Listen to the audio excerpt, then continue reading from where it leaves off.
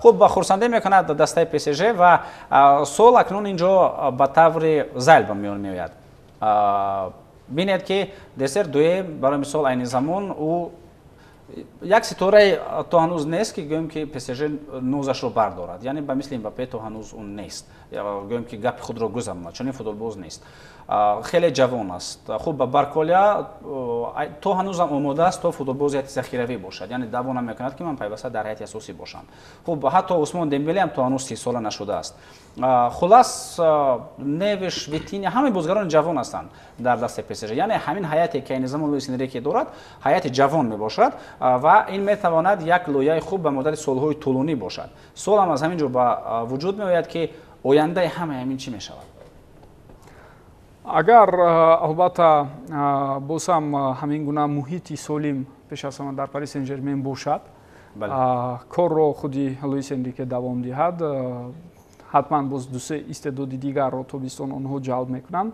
بعضی موقعی هست که در کارم فوتبالبازانی که به میدان برآیند کمک کنند، برای مثال چی در کنار راست خط دفاع چی در کنار چپ، برای اینکه لوکاس ارناندز که در همین بازی هم به میدان برآمد او حالا مصاب هایی که وقتی آخر گرفت در سطح ضروری نیست.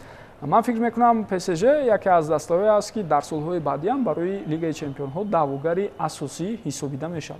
بله.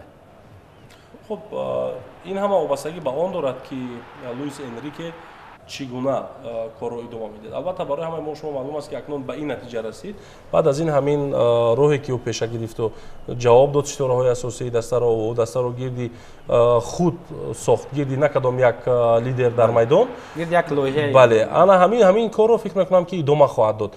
و اینکه یک فوتبالباز گپی خود رو گذراند، نوزی او رو دسته بردارد، این گونه حالت با احتمال زیاد در دسته پاریس سن ژرمن دیده نمیشود در موسم‌های آینده هم.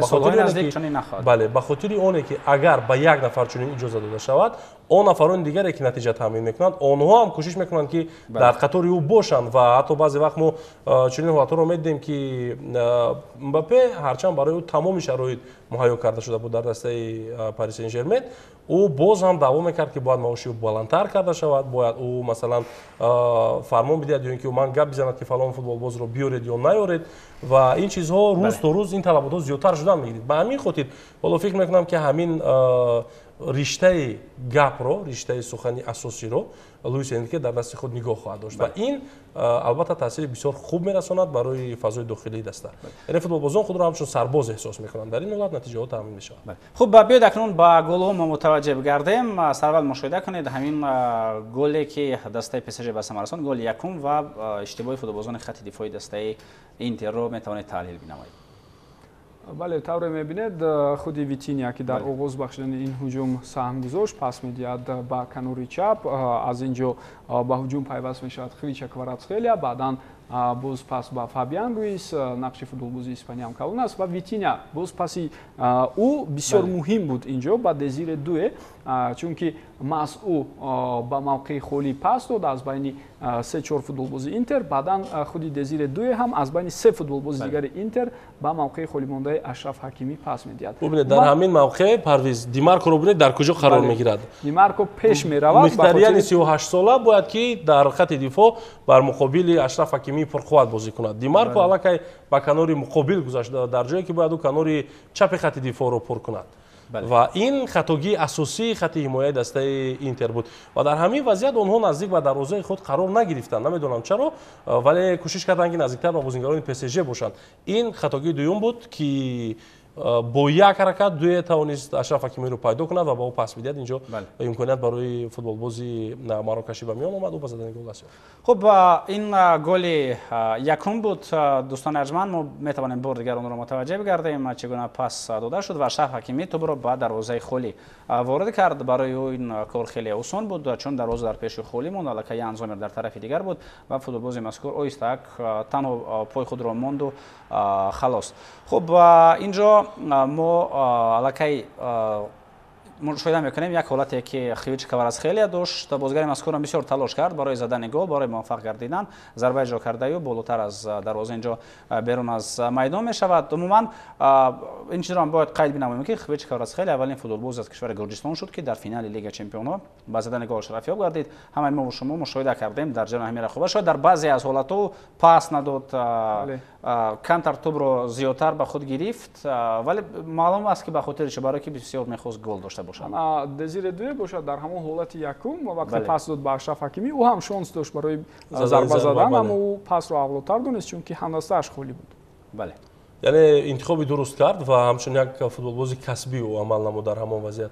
یک اشتباه دیگری که البته سرمربی از هر یک ما شما بهتر میدونه دسته خود رو که باید کیها رو از دقیقه اول با میدان بیارد، کیها رو نیارد، ولی سیمون اینزاگی یکی از خطاگی‌های دیگری که داشت محض همین بود که بنجامین پاور رو از دقیقه اول با میدان آورد. او اصلا در رفت این رقابت آماده نبود برای بازی کردن. در هر حالت کواراtsxhelia، در هر حالت دزیر دوی یا عثمان دمبله یا هر فوتبالباز دیگری که می‌خواست این بازیگر رو میتوانست با آسانی کنار گذارد یا اینکه حتی با یک حرکت موقع خالی رو برای حمله خود در اون جایی که باید بنجامین پاور بازی کند در اونجا با میون بیارد. و خب 20 رو بعداً دیدیم که با بازی آورد سرمربی، اما او حساب گرفت و خیلی زود است. بله دوباره مجبور شد سیمون اینزاگی او رو از میدان بیرون کنه. فکر می‌کنم از دقیقه اول اگر همین انتخاب رو سرمربی میکرد خط دفاعی دسته اینتر مخصوصا همون سگونه مرکزی میتوانستن که اندک بازی خوبتر کنند. اچربی و خب 21 از کناری و همچنین باستونی از طرف دیگر بازی ارزنده میکرد. من بعد از آن که زالفسکی و یم 21 به میدان آمدن اندک در خب جو اونجا 30 ثانیه بود، 1 دقیقه کمی بازی دسته اینتر گویا که زنده شد، بهتر شد. چون این حالت به نظر رسید که گویا که اینتر نزدیکتر و نزدیکتر به گل است، ولی طور بعدا معلوم گردید این تنها یک گویم که فریب بود، چون که دسته PSG خود اجازه داد که دسته اینتر به نیمه میدان اونها بیاین، چون در این صورت موقع خالی بازم برای PSG بسیارتر پیدا شد در نیمه میدان اینتر. در قسم اول اصلا همگی دو امکانیت خوب باعث شد که اینتر به میان اومد. هر دو هم از وضعیت‌های استانداردی اول اچربی ضربه زد بلند رفت و امکانیت بهتر برای تیوران بود که ضربه زده او از پهلوی دروازه گذاشت. دیگر به واسطه از نگاه بازی چیز سازمان دادن، یک ترکیب رویی و یا هجوم‌های خفناک باعث شد که فوتبالبازان اینتر نبود. برعکس PSG هر لحظه هجوم‌هایی که تشکیل می‌کرد به‌نهایت هجوم‌های خطرناک و زیبا بودند. برای مثال همین هجومی که از مرکز میدان ببینید چگونه دمبله پاس بهترین به ویتینیا داد. او با یک حرکت مشاهده کرد در پیش خود دسیر دوی رو پاس به این فوتبالباز داد و با کنج نزدیک دروازه این فوتبالباز توپ رو وارد کرد. یعنی اینجا هم دفاعگران هیچ کار کردن نتوانستند. واقعا همین بازی خوبی خط نیمه مایه دسته PSG در بسیار حالت خب باعث میشد که خط دفاعی دسته اینتر دیگر عاجز بماند. مخصوصا ویتینیا همه کار رو با تنهایی در میدان انجام داده میتوانست.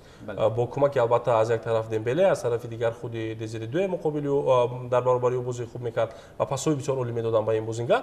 او باشد مهره اساسی همین رقابت بود و همان نفری که بازی رو گردان میکرد، یا خویچ رو در کنار دیگر پیدا میکرد یا دمبله رو در این طرف یا با دزیر دوی در هر جایی که میخواست پاس داده میتوانست. حالا این فوتبال باز فکر میکنم در قطار تاپ نیمه حمایتگران اکنون قرار خواهد گرفت، هرچند او البته بازی خوبی خود رو چندین وقتا پیشتر از این هم برای همه ما شما نشان داده بود.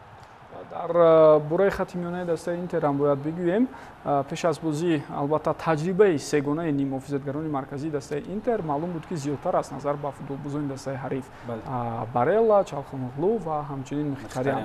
اما میدونید یک نفر پیدا نشد که در توپ‌ربایی از میان هر سه همین فوتبالباز گویم یک برتری داشته باشد و کمک کند، یعنی در کارهای تخریب کاری، در کارهای سیاه به اصطلاح سهمی ارزنده گذارد.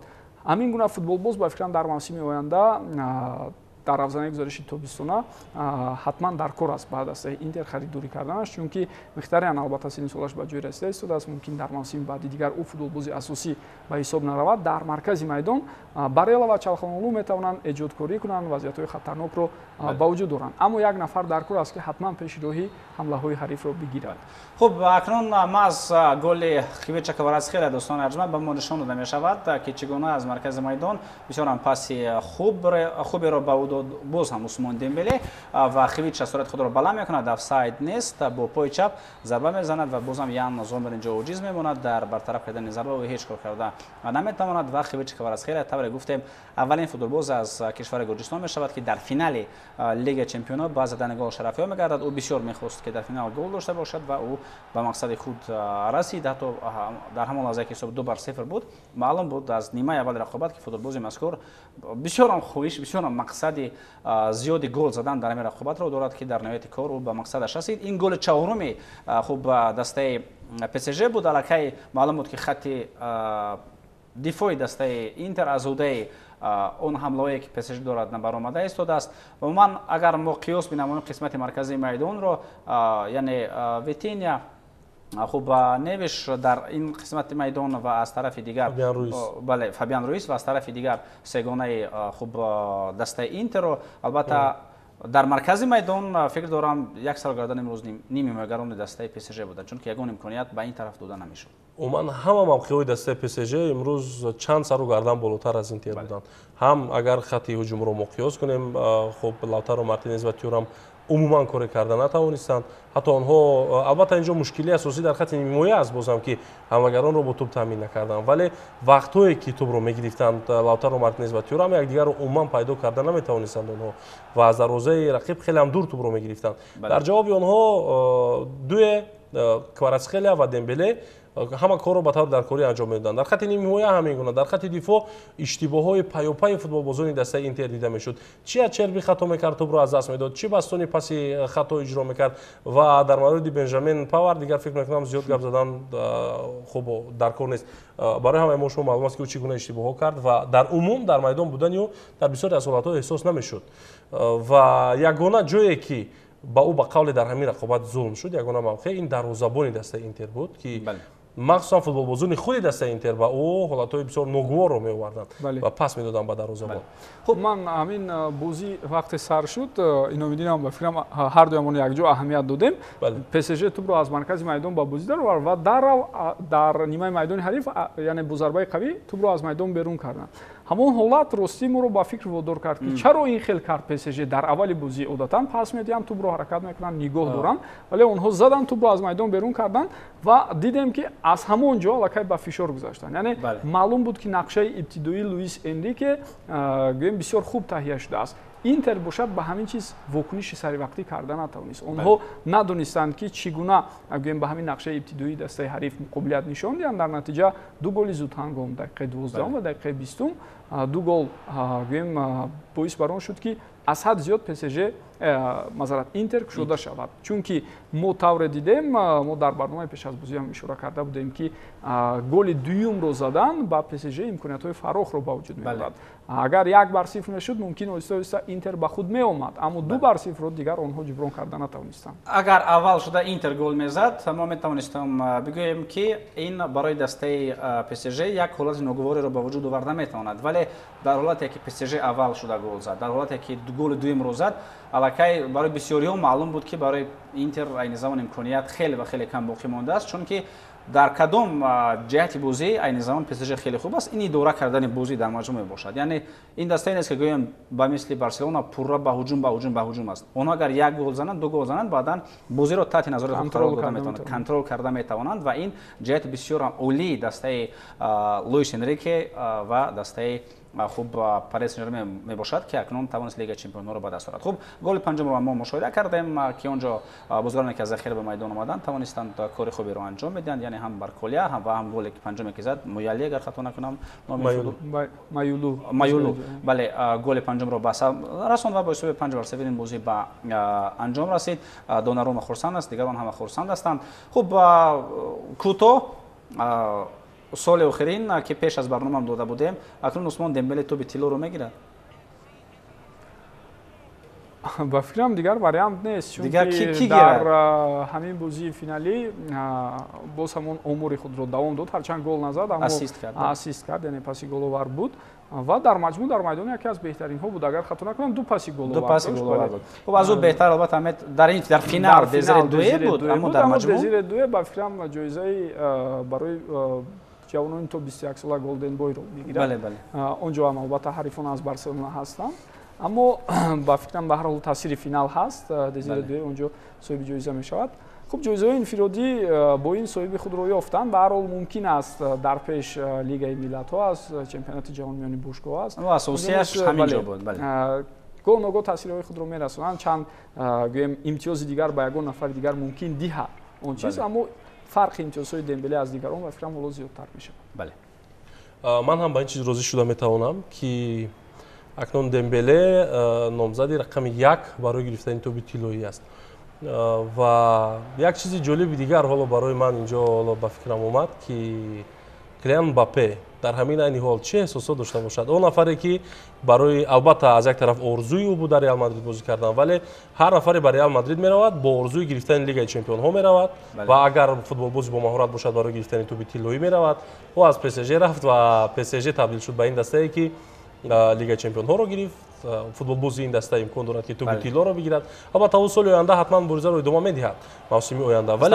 امکانیت دارد بله نه یک بار بلکه دو بار و سه بار هم میگیرد ولی حالا همه چیز سری که داشت و اون امکان بله بر ضد او است همه چیز همه امورها و در عموم همه نشاندادها و این رو هم باید فراموش نکنیم که برای دمبله و برای پی اس جی هم موسم آینده همین امکانیت هست که چند بار دیگر حالا کوشش کنن برای به دست آوردن این جایزه ها و اصلا همین سال گذشته قریب بود خودی پی اس جی به فینال برآید خاطرتان باشد اون بازی بود دورتموند در دور نیمه‌ای چندین ضربه و با ستون و تیر دروازه رسیده برگشتند اما به فینال به فینال دورتموند برآمد و ناکام شد ممکن است اون سال گذشته فینال برآمدن اونجا نیست از احتمال دور نبود کامیاب شود ولی باید بگوییم که به هر حال مهم این است که پی اس جی گویم خود کلیان مباپه ریال مادرید رو با پی اس جی تبدیل نکرد با این چیز باور هست چون که ارزش ها و چیزهای دیگری که هستند در ریال اجازه نمیدن اما بعضی نشانه هاش الکی در همین موسم بود ناراضگی ها بین او و وینیسیوس و